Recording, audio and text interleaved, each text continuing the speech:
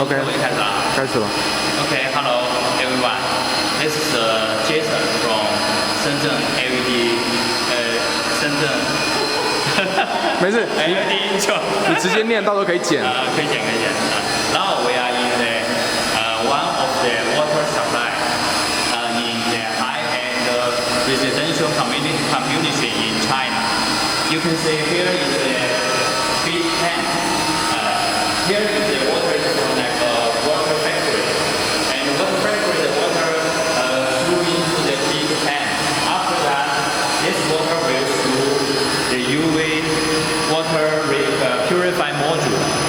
Through UV water purify module and go to there. There is a pump. Each pump will go to the different floors. The lower floors and middle floors and high floors. Start from the last year when replacement the UV water reactor. Before the UV water reactor is the UV lamp. We use the UV lamp. But now we change to the UV LED. You can see the volume is smaller than traditional UV lamp module.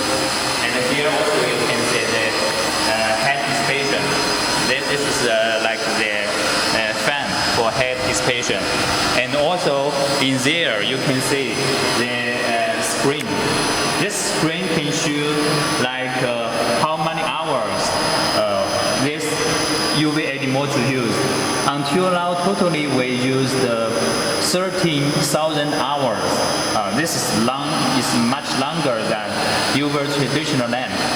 And also here we can see currently this area what is water flow speed. And also according to this water flow speed, we use how much intensity for UV power to get 99.9 bacteria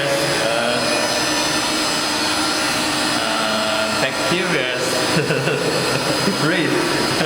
Bacteria sterilization rate. And we believe